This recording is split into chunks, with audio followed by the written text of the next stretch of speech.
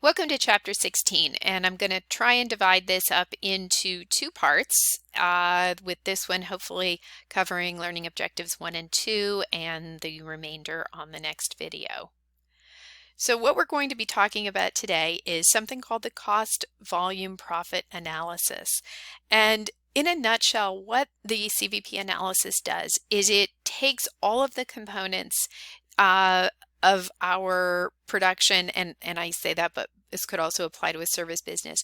It takes the cost, it takes the profit, and looks at that on a per unit basis to determine how many we need to produce if we want to just cover our costs, which would be our break-even point, the point at which we make no money but we don't lose money, or we want to make a certain profit. And so that's essentially the focus behind the CVP analysis. So in order to conduct this analysis, first we have to decide what a unit is. It could be, if we manufacture tennis rackets, it could be a tennis racket. If, for me, for example, my unit, the unit I sell, is my billable hour. And so that's how I calculate. When I do the CVP analysis myself, I base it on my billable hour. In other words, how many hours do I have to bill in order to cover my overhead just to break even, versus at what point I begin to start putting money in my pocket and stop working for free. So we look at all costs of the company when we do this, although we separate it into fixed and variable components. Some basic calculations before we get started. To determine the variable product cost per unit, that equals direct materials, direct labor, and just the variable overhead, not the fixed overhead. Then variable cost per unit is direct materials, direct labor, variable overhead, plus variable selling price, or selling expense, excuse me. Then we get to the contribution margin per unit. And this is price minus variable cost per unit, and this will yield a dollar answer versus the contribution margin ratio, which will give us a percentage answer.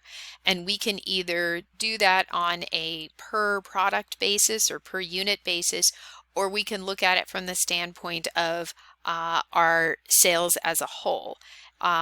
Both will yield the exact same percentage, regardless of which calculation we choose to perform in order to get the contribution margin ratio. Sometimes firms using this analysis will also create an income statement specifically tailored to this kind of analysis. This would not be something that we would put in our annual financial statements or give to our banker or show our shareholders. This is merely a management tool, and it breaks our costs down into fixed and variable, and makes the process of doing this analysis a little bit more user-friendly. So when we are conducting this analysis, it's kind of with two goals, or two potential goals in mind. The first is, obviously, we're in business to make money, and we want to set some goals for that. And know how to calculate what we need to sell in order to reach those targeted goals. But possibly most importantly, what we are not in business to do is to lose money. So we want to know what that break-even point is. In other words, at what point have we just sold enough so that we have covered all of our expenses and taken zero profit? And so these calculations here are very similar. What it really is the difference between the break-even versus the target profit is that we don't have a target income figure in the break-even equation. And if you think about it, it kind of makes sense. So if you look at the equation for target profit, we have our total fixed cost plus target income divided by price minus variable cost per unit. And so if we wanted to make $1,000, $1 million, whatever it is, we substitute that number in for the target income to know how many units we have to sell in order to hit that targeted profit.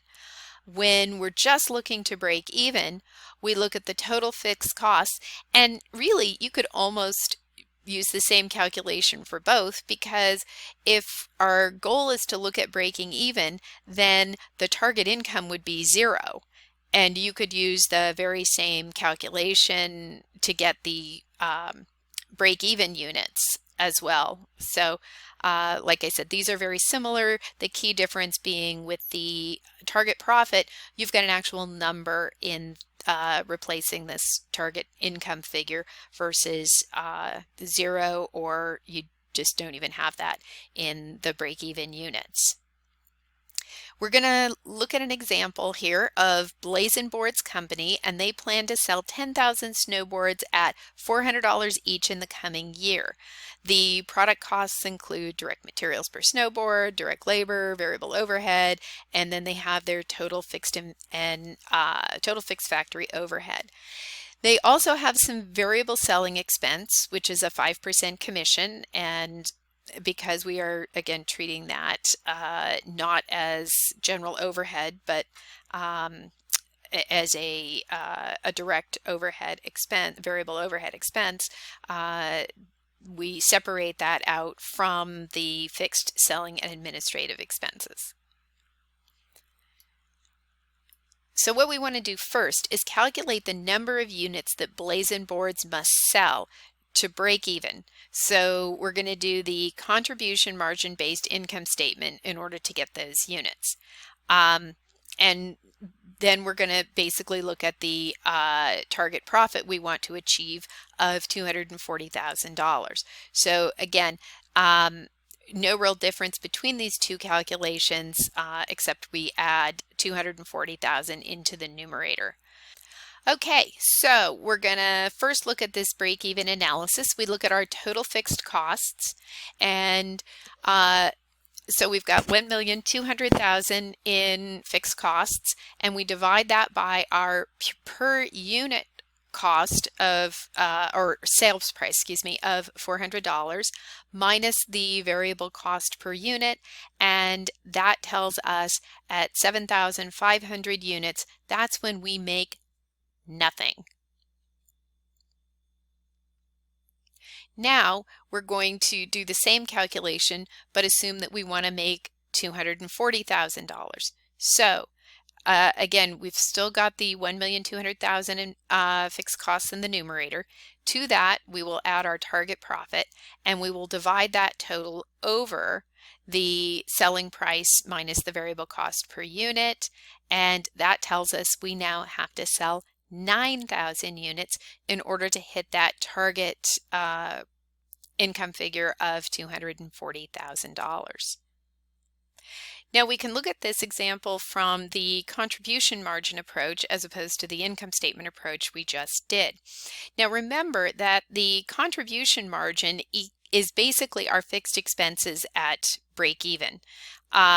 And so in order to look at this from the contribution margin approach, we need to look at our fixed costs divided by the per unit contribution margin.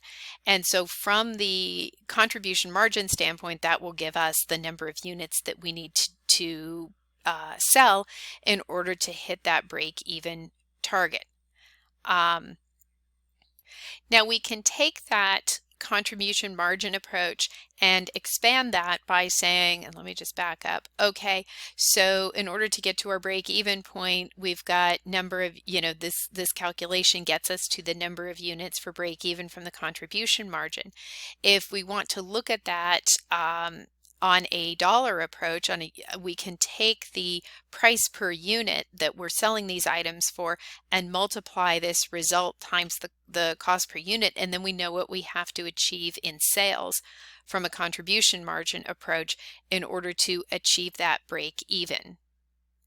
And so just this little graphic here, I think also helps to illustrate the split between variable costs and contribution margin.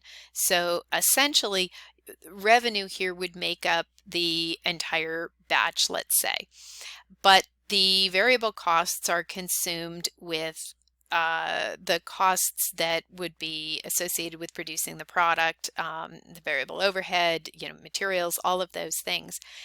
And ideally, we're going to sell the product for more than it cost us to make it.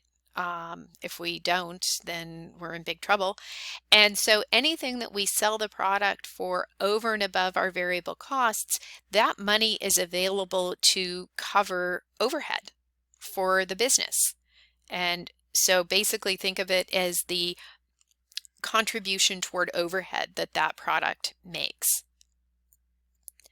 And this is just saying the same thing in a slightly different way, but basically the proportion of each sales dollar that is available to cover overhead. So if a product cost us 75 cents to make and we sell it for $1, we're going to have a 25% contribution margin ratio, because 25 cents of that dollar is going to be available to cover the costs.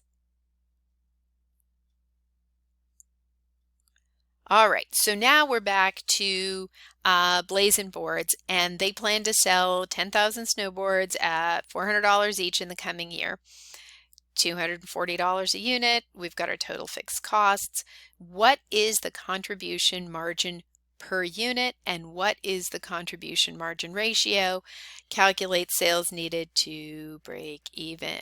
So, the contribution price per unit is our selling price minus our variable costs. So basically, after we've covered our variable cost to produce the item, $160 of every sale is available to contribute to cover overhead. That ratio, if we take that 160 over the per unit sales price, that tells us that we've got a 40% contribution margin. And so for our break-even analysis, we're going to take the fixed costs over that contribution margin ratio, and that tells us that we have to sell $3,000 worth of snowboards in order to break even. It is almost crazy simple to now extend this into deciding we don't want to just break even and make no money. We want to make some dollar amount of money. So all we need to do now, and hopefully you're ahead of me on this, is we have to add our target revenue to the fixed costs in the numerator. We are still going to divide by the contribution margin ratio, and now that's going to tell us how many units we have to sell in order to hit that target profit figure of $240,000. So now they want to earn $390,000 in net income after tax next year. So that cranks up the analysis a little bit more. We're still going to sell them for $400 each. We have our direct materials, all that, and then our factory overhead. So let's get going, because I know I'm running long on time here. We've got variable selling expense of 5% per snowboard, and then fixed and administrative expenses total $400,000, and we have a tax rate of 35%, which tells you that your book is somewhat dated, because right now the maximum corporate tax rate is 21%. So anyway, but for now we'll play along. We're going to calculate the before tax profit that we need in order to do this, and we will prepare the income statement. So our before tax income equals our after-tax income divided by 1 minus the tax rate. So our after-tax income, $422,500, minus 1 minus the 35% tax rate, or 65%, yields $650,000 to get us the after-tax, or the pre-tax, target. So how many boards do we now have to sell to get to $650,000? So again, we've got total fixed costs plus target, and all we do is the same old calculation, and we're going to plug in our pre-tax profit of 650,000 to achieve our total. And so now this is all set out here on our income statement. Notice that the amount here had an adjustment had to be made. And the reason for that adjustment is that to do the calculation, we've got to round up to the next whole unit. We can't create a projection that is premised upon us selling a partially completed unit, because that's not reality. We don't do that. So we will need to occasionally make some rounding if we don't come up with whole unit calculations in the answer in order to get to where we need to go. So I'm going to stop this here and go on to the next video to talk about what happens when we have multiple products and how that split occurs in terms of how many of which product we manufacture to hit that break even and target profit.